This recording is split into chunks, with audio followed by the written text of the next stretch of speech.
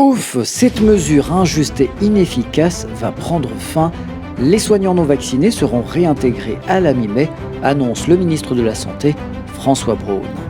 Le décret devrait être signé cette semaine et la réintégration des personnes suspendues devrait intervenir à la mi-mai.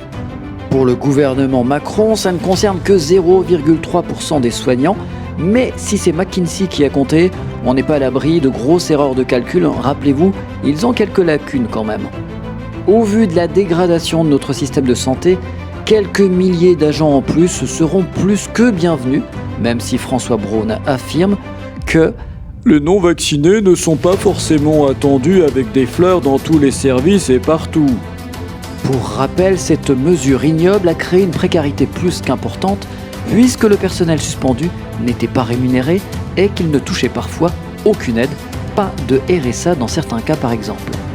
On les a beaucoup entendus pendant la crise sanitaire et même après, les idéologues Pfizer-friendly disent « bien fait pour eux » et les autres un peu plus objectifs pensent que dans un pays comme la France, le consentement doit être libre et éclairé, ce qui exclut évidemment la contrainte.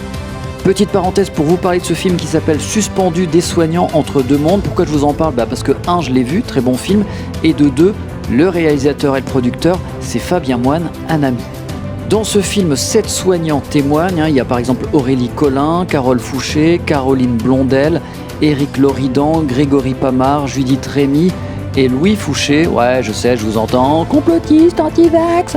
Pour voir le film, deux possibilités. Soit vous allez sur le site exuvie.fr et vous achetez le film pour 13,90 €.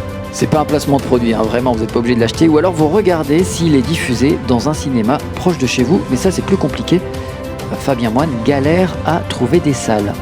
Le groupe communiste a inscrit la réintégration des soignants à l'ordre du jour de sa niche parlementaire qui aura lieu le 4 mai.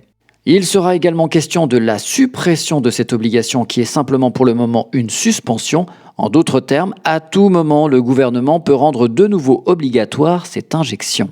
Est-ce qu'une compensation sera également discutée pour ces suspendus qui ont eu une double peine pour beaucoup, impossibilité d'exercer un autre métier et aucun revenu pour subvenir à leurs besoins?